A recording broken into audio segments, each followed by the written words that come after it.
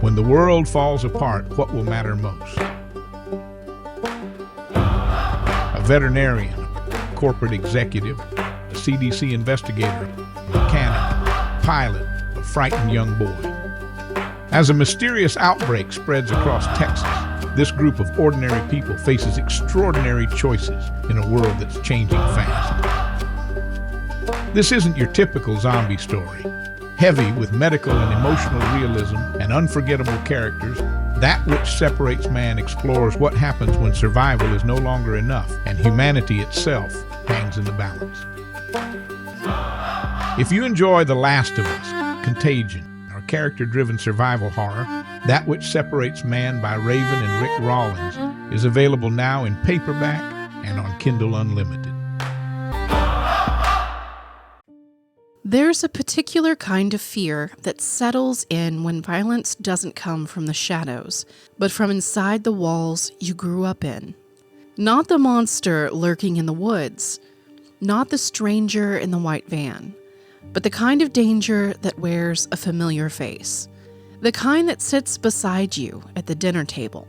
The type that shapes you long before you ever learn the vocabulary for what it is.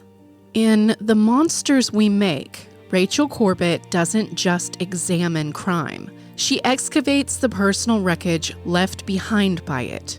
Her story begins with a scene that could have come out of a police procedural. A small-town street, a panicked neighbor, a 6-year-old honking a truck horn because his mother won't come out of the house. Inside, a hammering sound, then silence. The moment became the first fault line in a life spent circling the gravitational pull of violence.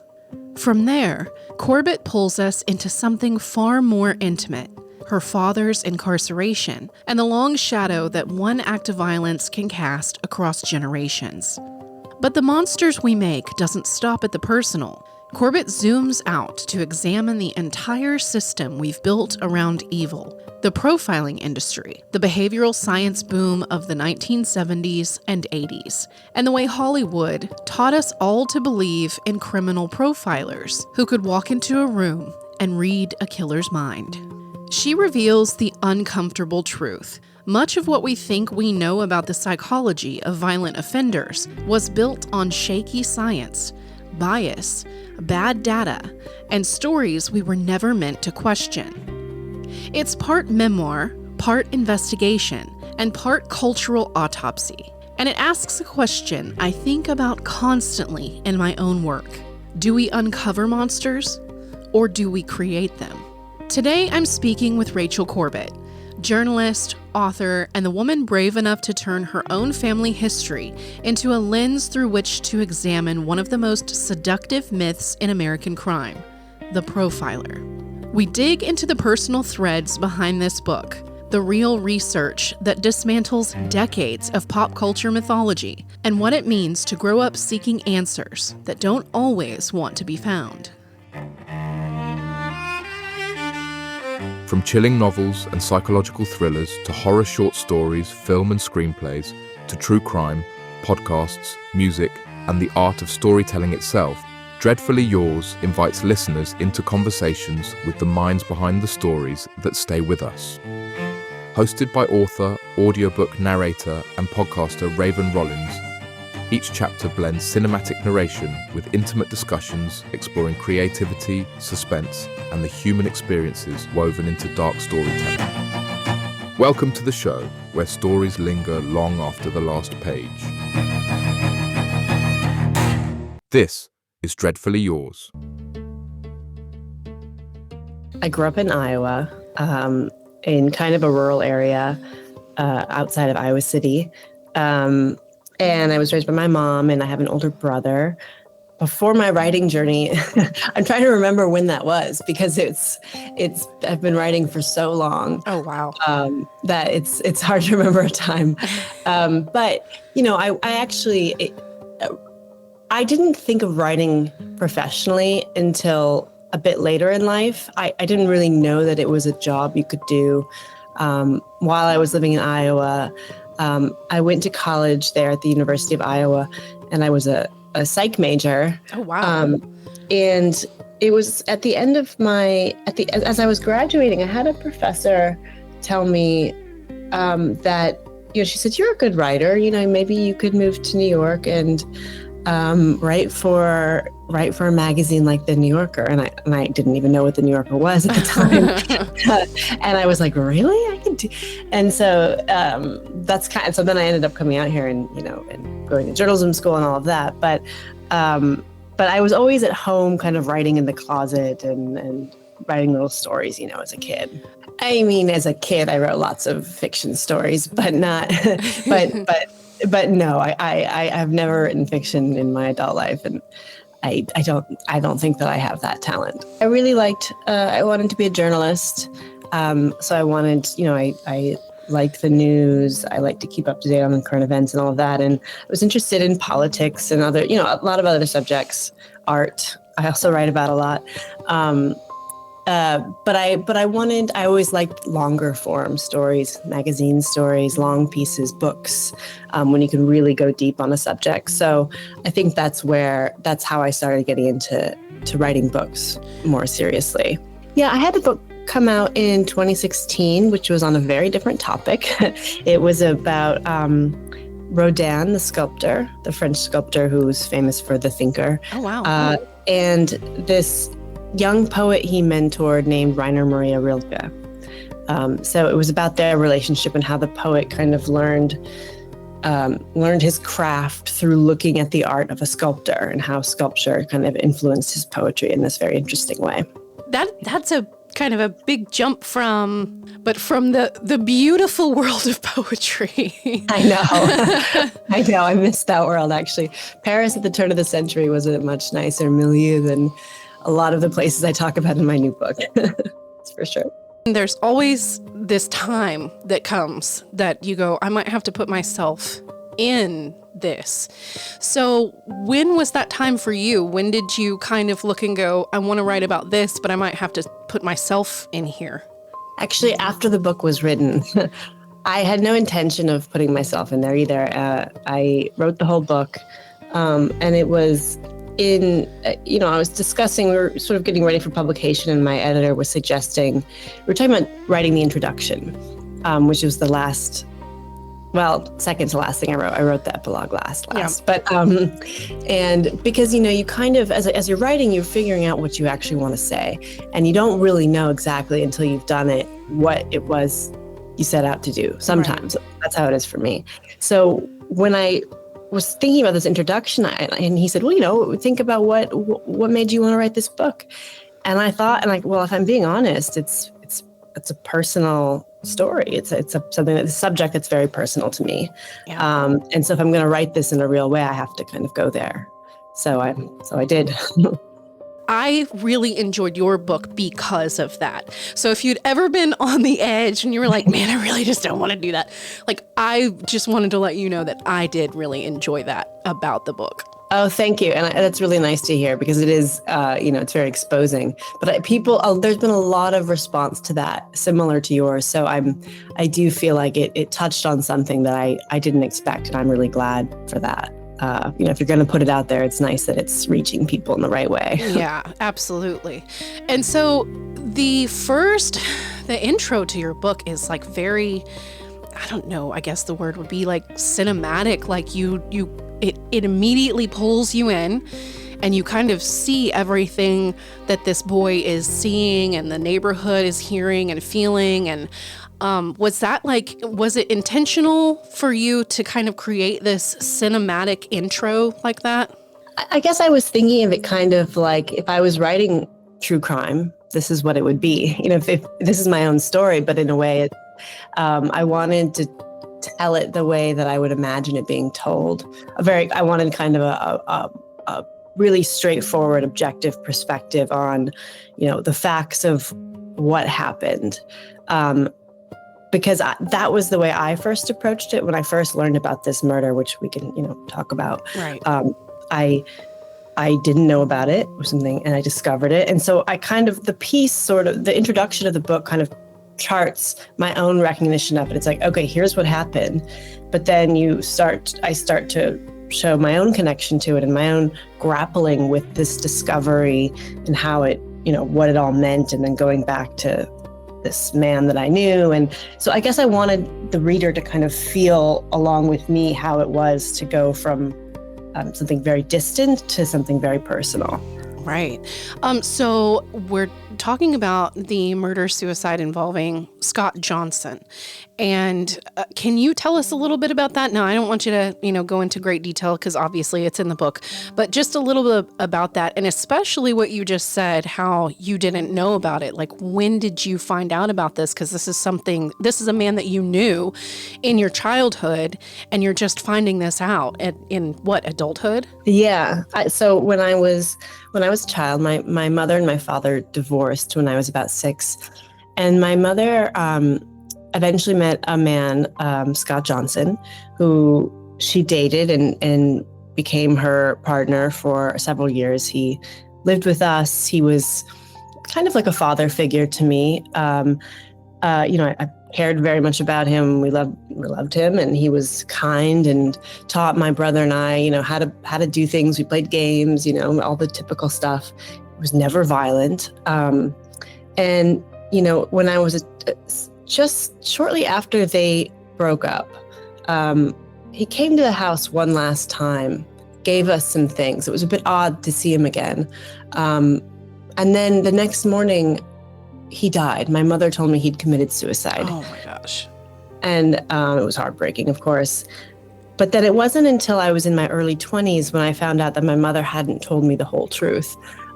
She was protecting me from the other part of the story, which is that he had also killed a woman just before he'd killed himself. And that woman was his next girlfriend.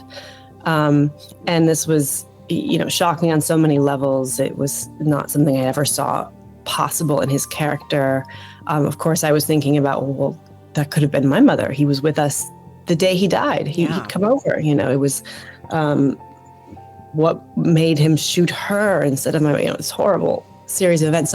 So I was just learning about this very cold, and I kind of went on this little investigation to try to understand what happened. And so that's when I kind of recreate this scene about, I talk to the police. They tell me what the room looked like where they died, how the murder happened, all the circumstances. There was a child, the woman had a child who was sitting outside in the car waiting for her to come back. It's just awful.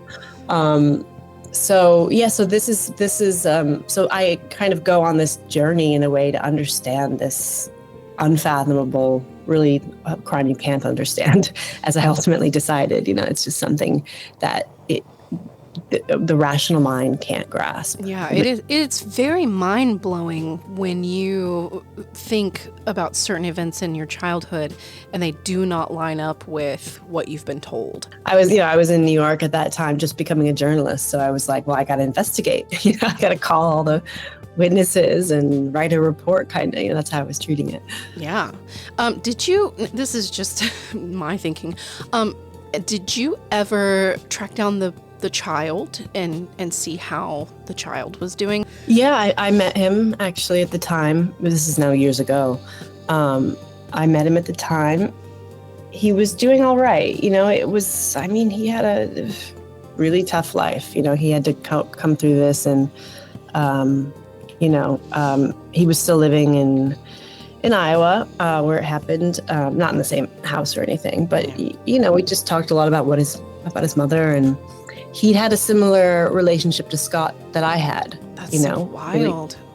Really, close, really liked, really looked up to him, liked him.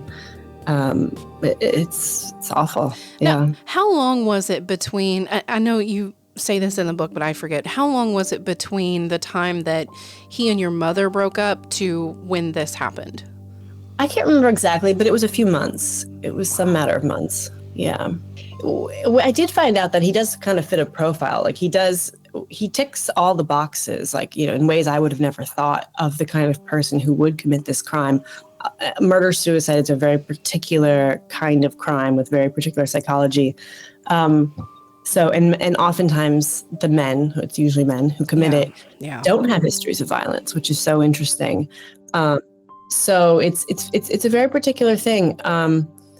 But yes, on a deeper level, even knowing that, it doesn't make it make sense to someone who knew him. It just doesn't totally check out.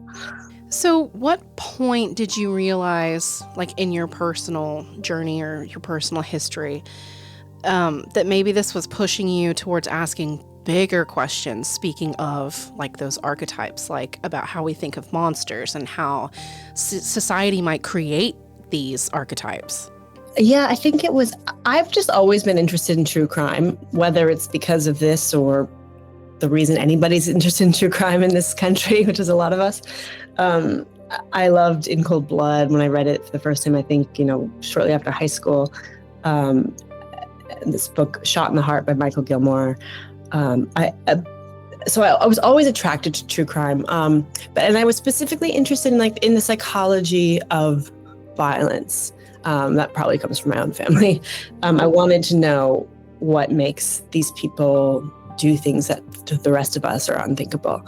And so I can't stand horror movies, but I liked those psychological shows. And those were often to do with profiling, criminal profiling, the FBI mind hunters, and those types of Silence of the Lambs, those kinds of things where they really look into that. When I wrote this book, I actually was thinking of writing something more earnestly about profiling, because I was just interested in it. I didn't realize how ineffective it actually is, and in many cases quite dangerous when misapplied. So I ended up thinking about, I became interested in this obsession that I have with the criminal mind and this culture has more broadly, and thinking about what it is we're getting from this media content that's just become more and more popular. Podcasts now, ever since I was young, it's much bigger now. And I wanted to think about how these monsters, serial killers, whatever, are constructed in society. And as I was doing it, I was noticing that the people who are constructing them in many ways are the law enforcement, the profilers, and the fiction writers who are telling stories. And these are all kind of intertwined. Criminal profiling goes back in many ways to crime fiction, Arthur Conan Doyle and Sherlock Holmes. Exactly, yeah. So I think that's very interesting. And, we a lot of it is just stories we tell about people who scare us in the end. And we don't really know as much about the criminal mind as we think, or at least we certainly don't in policing or in the kinds of shows where we watch about it. So that was the approach I wanted to take in the end, is sort of flipping the gaze from the profiled to the profiler. Mm-hmm. How long did it take you? Like, how long did this book, like start to finish, take you in research and interviews and all of that? Well, I think I sold the book, signed the contract in 2020 during COVID. So, that's a long time now, but I was even working on it a little bit before then too, just, researching the to write the proposal and all of that. So but I've always worked other jobs, so I wouldn't say it's been full-time writing for 5 years, but, off and on. So when did you're going through all of this information and you're processing this, and there's a moment where you go, oh my gosh, everything that we've been taught about criminal profiling might be wrong.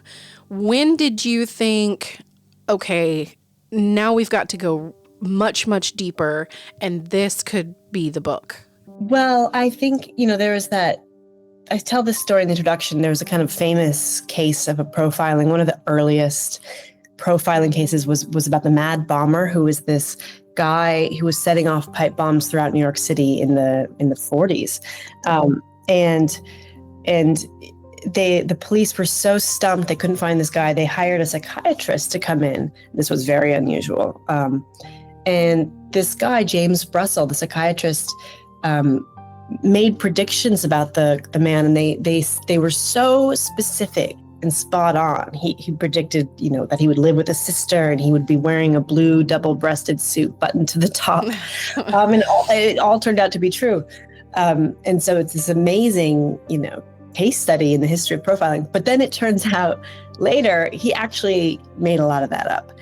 When he was writing his memoir, he left out all the things he didn't get right. Right. Of course. Of course. So then it was like, well, how much of this? That's when I kind of was thinking, like, oh, maybe I need to look at this more critically. And if you go through the history, there's a lot of that. The profiles just don't end up working.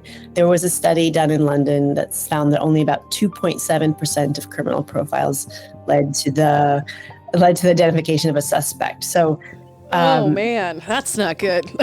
yeah, it's really popular storytelling, but it's not such great police work. So you had mentioned in your book that you found out that, and this is one of your strongest arguments, is that, it wasn't built on this empirical research. It was built on basically interviews with 36 manipulators and narcissists, people who are prone to lying. Yeah, that was the FBI's kind of early research when they were interviewing serial killers in prison.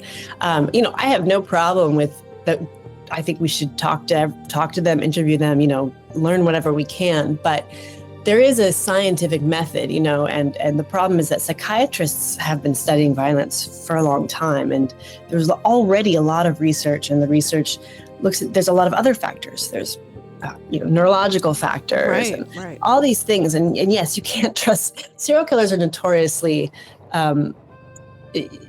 not introspective about their own lives. They don't know why they do things. They often are not interested in why they do them.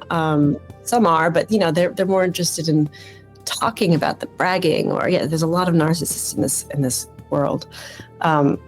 So my criticism is, that like we can't have police, FBI agents, whoever, doing the work of psychiatrists, like or research scientists or behavioral scientists.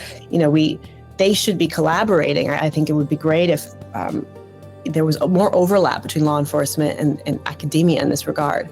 But these were really, the FBI, these were not really trained psychologists. These were FBI agents who'd maybe taken a couple weeks of courses in criminal psychology or something at Quantico. They weren't really trained to create these kind of typologies and research to actually apply to catching these guys. How often did you find that they did confer with psychologists? Well, there was a lot of animosity between the sides, really. I mean, they did. There was a famous psychiatric nurse who did work with them, and she was great, by the way. Great woman, wonderful woman. Yeah. But again, this isn't the same type of things I'm talking about with this research. There's quotes, a lot of John Douglas, others have said from the FBI said, that we have what the social worker doesn't, or the psychologist doesn't, which is street smarts and instinct and gut, all of that's true, but it doesn't mean that they have what the psychologist has, which is to be able to categorize and all of this stuff that they use to predict and stuff like that should really be conferred on. Yeah, and because it's dangerous, if you start, even if you just get it into your head that it's one type of person, and it could be others, it still biases you to thinking, okay, it's going to be a black man. It's going to be a black man, age 22, who lives in Georgia or whatever. It's once you think that's the image of the person in your head, it can be hard. Yeah, it's hard to get rid of it. Yeah, and the danger is, see, if you these sort of racist practices from the old days are being still kind of recycled now. Now we have predictive policing, which is like the new today's profiling, or data algorithmic policing. And the data is coming from all those old policing tactics. So you've got it being fed in saying, from stop and frisk or these types of programs that are now seen as unconstitutional. But the data shows things like that, that while there are, these huge, disproportionate, crime rates amongst races and certain groups, various groups. But now you have an algorithm spitting it back out saying it's objective. This is data. Yeah. So it looks like, oh, well, it's irrefutable. It's a machine saying it, not a person, but exactly. It is came from people originally. It's this prediction stuff is very scary. So you point out kind of like the time that profiling became most really famous in pop culture, which was around, like the 70s to like 90s. We had all of these serial killers and all of this, in pop culture. And just still the pop culture around serial killers is insane to me. What do you think actually caused that spike in serial killers in the 70s through the 90s? Well, my response would actually be, what I found in my research is that there wasn't the kind of spike that they said there was. They inflated the numbers. They started conflating homicides of all types with serial killer homicides, or and saying there was this epidemic when there wasn't. I think it was something like, I forget the number now, but it was something like they said there were 4,000 deaths per year by serial killer when actually there was 400. Yeah, I was like, that doesn't seem right. Yeah, it would be like each serial killer was killing 300 people or something like that. And there's a historian who traces this, who I reference in the book, and even the FBI, when they were reporting this data, knew that these were inflated numbers. Robert Ressler, a famous profiler, said, this was an old strategy in Washington. Hype up the problem, provide yourself as the solution, and they got a lot of funding from Congress for this. The public was understandably terrified by this data, and they pressured their Congress people to fund the FBI, and especially this behavioral science unit, which was seen as the kind of solution to the problem specifically. And it worked, at least for the FBI. Well, and then you have the media kind of helping them, because you make a pretty compelling case in the book where you say the media isn't just reporting on these serial killers, it's helping kind of expel all of this information that's coming in from the authorities that are saying all these things, and it's kind of helping shape what we think of as a serial killer in that time. Yeah, definitely. There's all kinds of articles from that area in the New York Times, and Vanity Fair, I think, had one about, really like playing into this mystique of the profiler, this kind of, brooding basement dweller who chain smokes and drinks, but can get into the mind of the evil doer. So yeah, they were a little bit unquestioning, I think, in some ways. Is that one of the biggest ways that you think that they maybe even helped influence Hollywood? Or maybe how do you think Hollywood influenced how we see serial killers? Yeah, I think they're certainly interrelated. What a cinematic character to have rolled out in that period. What could be more compelling? Yeah, exactly. You get Silence of the Lambs. That's the first really big budget Hollywood movie about profiling, which is based directly on John Douglas's, books, or his life story. Right. He's one of the characters is based on him. So I think, it's good and evil. It's got everything Hollywood would want. People needed these like superheroes to swoop in, and they just kind of grasped to that. Well, yeah, and also, it does. Society really needs these films, it seems like. It really serves a function for us in terms of sort of allaying our fears. You go see one of these films and they catch the killer and everything is sort of tied up. It makes you feel like a little bit more in control. I think that's what some psychologists say about our obsession with watching true crime. It gives us this illusion of, narrativizing it, gives us a way to understand it and sort of package it in our minds and then contain it. It's not so out of control and fearsome. I still think there's some just absolutely outlandish things out there, like Monster Season 3. I'm just going to leave that on the floor. Yeah, I know. I watched the first 2 episodes. I didn't get too far. That was so ridiculous. So ridiculous. So how do you think that the serial killer itself may have shaped policing and behavioral science during that time?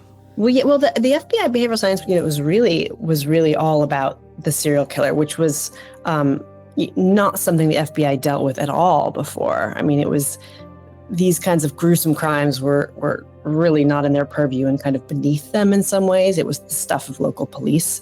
But it was really Ted Bundy who, because he crossed state lines so many times, when you cross jurisdictions like that, it can become a federal crime. So the FBI was alerted to Bundy's case, for that reason. And they realized that they had all these silos in each state, and they needed to increase communication between police departments in different states, and between police and FBI agents, so that, because Bundy just got away with it over and over and over again, despite using the same car. He used his own name. He wasn't even that clever of a criminal. He was, people saw him in broad daylight, So I think that really put the FBI on the map, because they started undertaking these cases. And then, then there was John Wayne Gacy, and then the Atlanta child murders, and these really, really famous serial killer cases came up all kind of around the same time, and the FBI sort of owned that. Do you think that we would have even known about some of these serial killers if it weren't for the FBI, like maybe taking these cases and amplifying them publicly? Yeah, because I think there were obviously serial killers.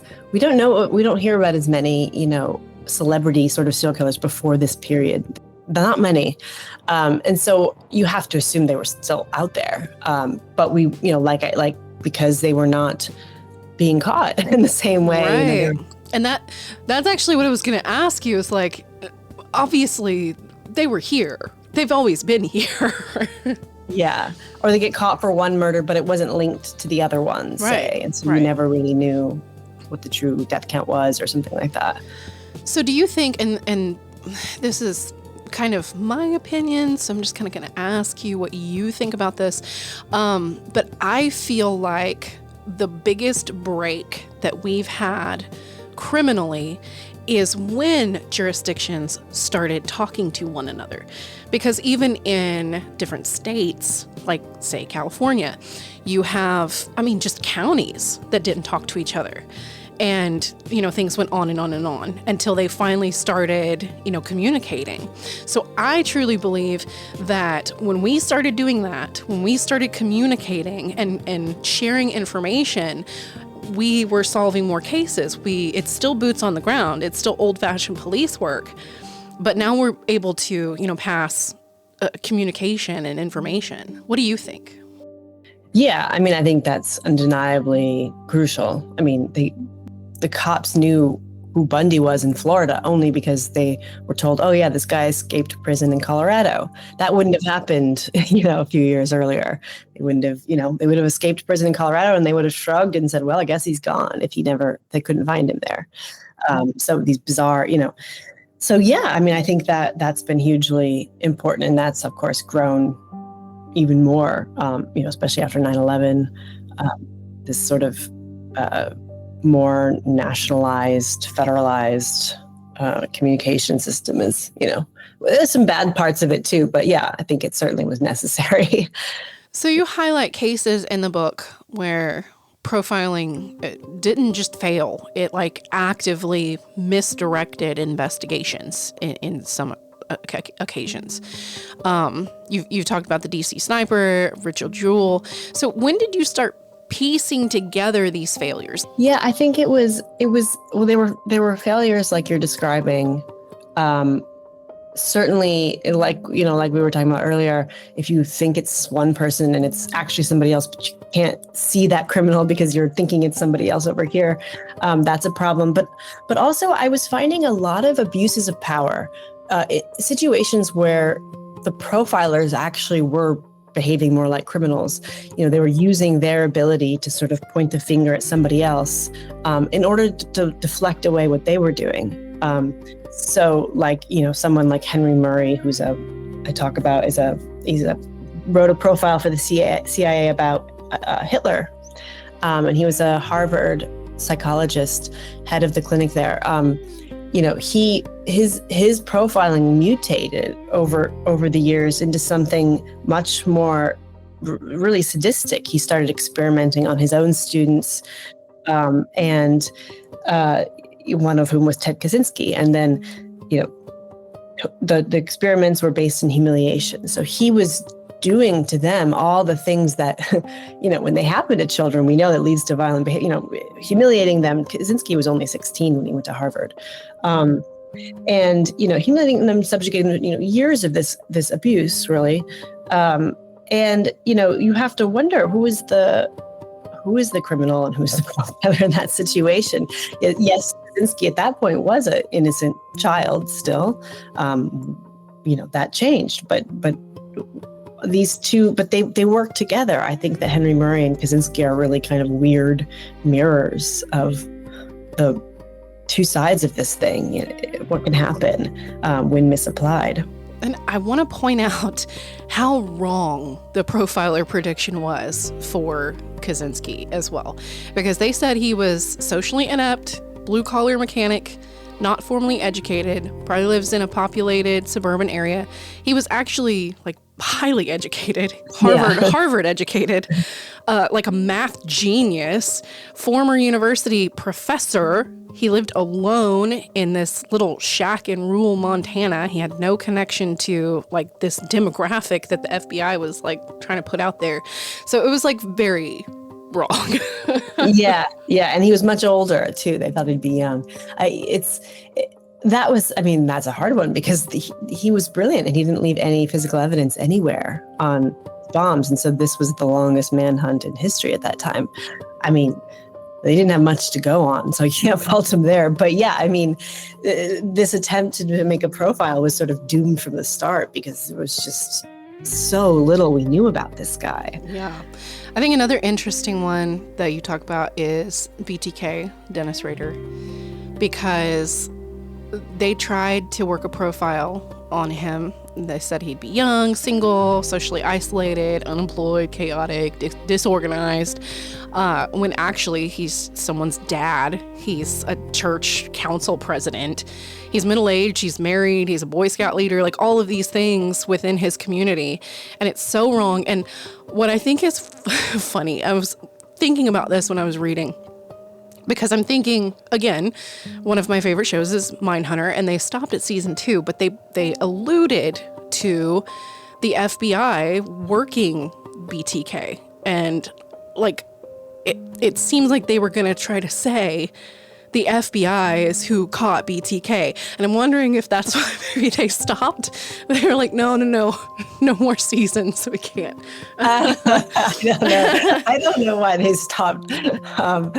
But, that was famously, BTK sent in a floppy disk to a newspaper or something, and they traced the metadata on the disk, and that's how they caught him. It's just old-fashioned police work.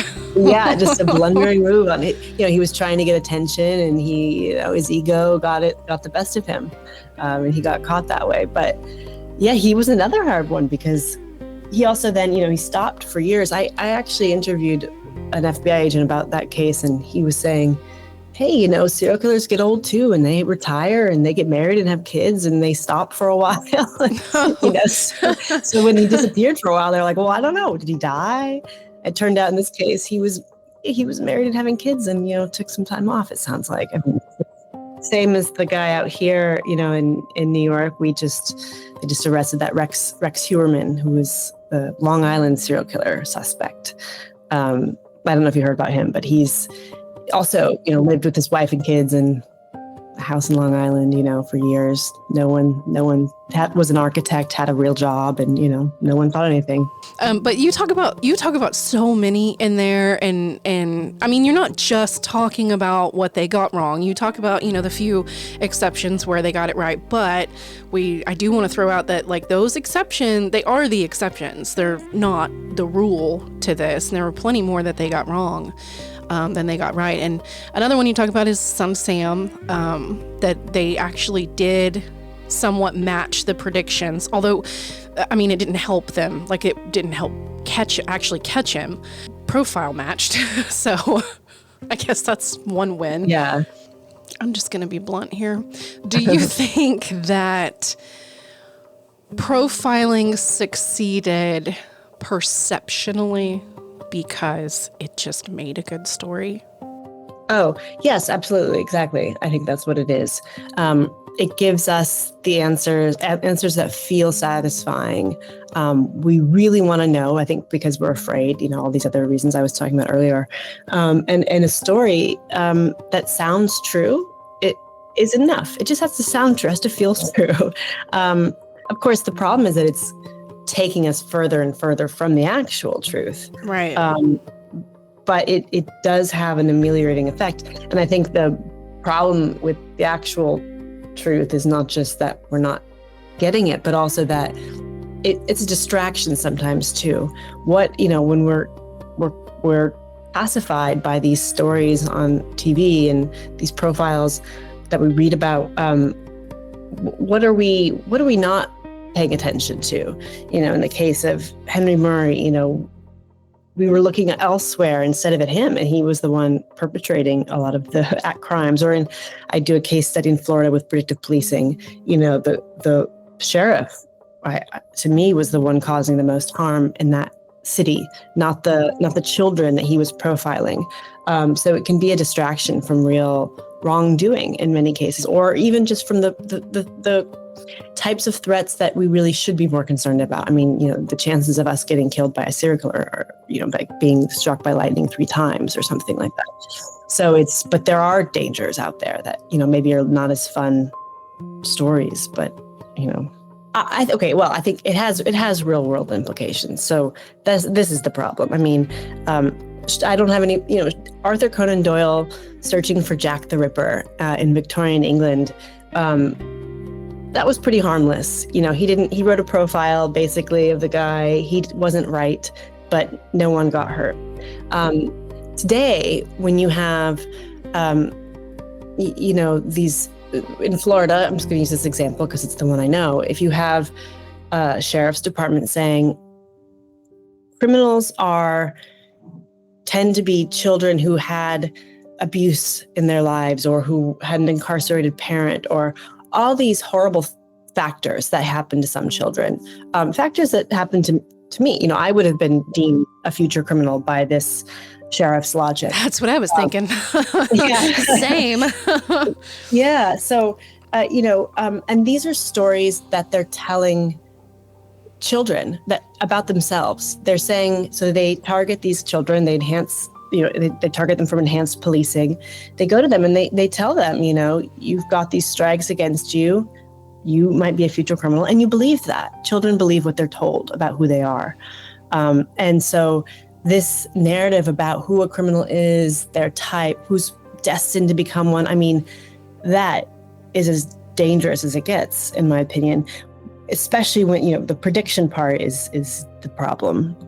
You can make inferences all you want about the data, but when you actually apply it to real people, it's no less dangerous what they're doing in Florida now compared to what they did in the 1800s when Cesare Lombroso, and other these phrenologist types, these people who are looking at the bumps in the skull or the shapes of the facial features to determine who was a criminal. They were testifying in courts and saying, this man is going to murder. He has the skull of a murderer, and he should be arrested. And they were doing it. So, it's not. We haven't really come that far in 250 years. Sometimes I feel. Another thing we didn't get to quite touch on is your father, and your father was in prison, and that was a whole large part of your book as well. But my question is, in all of your research that you did, because they were basically the proponents, why you even looked into any of this, you wanted to understand, did you find any answers? Did anything change the way that you maybe understood your father or Scott at the end of this? Yes and no. I mean, I certainly I really researched violence, and felt like, in looking back at their lives, feeling like, oh, I guess there were certain signs, or there were, these factors in their life. My dad also had a pretty fucked up childhood, and again, it feels like these kind of, you learn this data points about them. My dad was in Vietnam, all these things that I guess being on the side in a way of the perpetrators, just because I grew up having loved two men who did horrible, violent things. I guess maybe you're more inclined to try to see the humanity in them because I love them. And I don't think it in any way excuses it, but it certainly made me want to understand. And I think that the world will only be a better place for us understanding the full depth of these people. Dismissing anyone as pure evil or subhuman is stupid, basically. It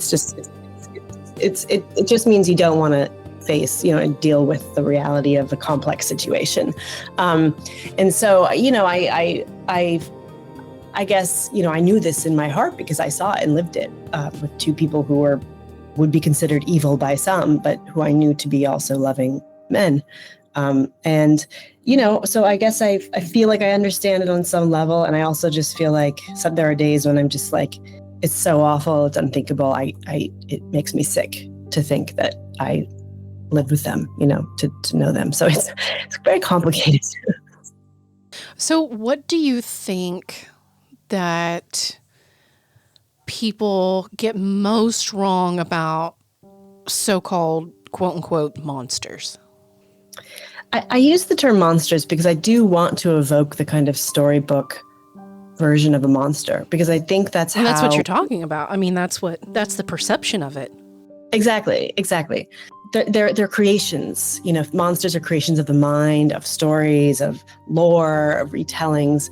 And that's kind of how we deal with scary things. Serial killers, I think, are like storybook monsters. We've created a kind of genre out of them. But they're people and their crimes are complicated, and there's all different types of killers for different reasons. And some are more, monstrous seeming than others. So I guess I think I just want it to think about ourselves when we're consuming these stories or thinking about these crimes, and being aware of what we're bringing to the table with it. What is it doing for us? Is there something, what are we getting out of it when we're watching it? And just being more aware of that, I think. Right. Is it entertainment, or is it education, or what's the purpose here? Yeah. And if I feel better afterwards, why is that? Why are so many women falling asleep to true crime podcasts? Is there something wrong with me? No. Yeah, right. Yeah. So what do you think, after all of this, is your personal definition of a monster now? I think a monster is a contradiction. I think it's two things that are irreconcilable, good and bad in one. The Jekyll and Hyde, the fear of someone we know being someone we don't know. The Ted Bundy, the boy next door who turns out to be a monster. Yeah. I think that's what makes a monster, is that feeling of total dissonance, and they attract us because we can't reconcile it, and they fascinate us, and they do things that we can't do or wouldn't do, but are curious about, or maybe secretly want to do. I don't know. And they allow us, they allow us access into this other world. And so I think they're always going to remain important, and they change over time to reflect the fears of a given time.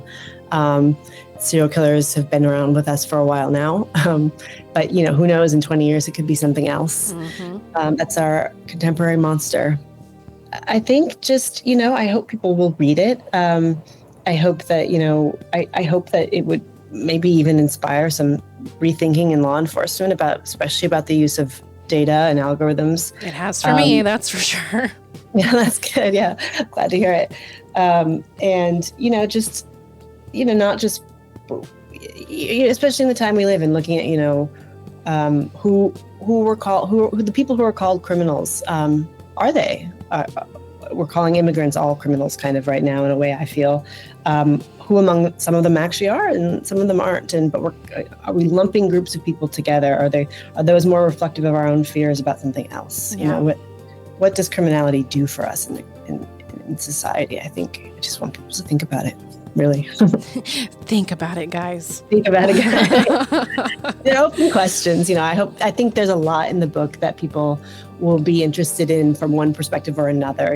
There's something for different kinds of people. So there's lots of questions that Well, and I wanted to just throw this out. I think that there's something to be said about a book that makes you think. And I do want to commend you because not everybody has the gumption to go up against the system. You know what I mean? So, just putting this book out there to say, hey, maybe we should double check these guys is that's a big deal. And so, and to put all of this scientific research and stuff behind it, I think that that's a really high accomplishment. So congratulations on the book. Oh, thank you so much. I'm so glad you were here with me today. Thank you again for being here and giving me your time. Yeah, of course. Pleasure. In this book, Rachel walks us through some of the biggest cases tied to the rise of criminal profiling and just how often the profiles were wrong. She looks at Bundy, BTK, the Green River Killer, the Golden State Killer, Son of Sam, the Unabomber, the DC Snipers, and the Atlanta child murders, to name a few. She also goes back to early successes, like the Mad Bomber and the Tylenol murders, to show how much of that history has been mythologized. And woven through all of that is her own story, growing up around real cases, real offenders, and the very real impact of crime on her family. Get The Monsters We Make, Murder, Obsession, and the Rise of Criminal Profiling by Rachel Corbett at your favorite bookstore. It's also available in ebook and audiobook. Thank you for listening to this chapter of conversations with some of our world's dark storytellers. This story may be over for now. The next chapter is always waiting to be written. Until then, Dreadfully yours, Raven Rollins.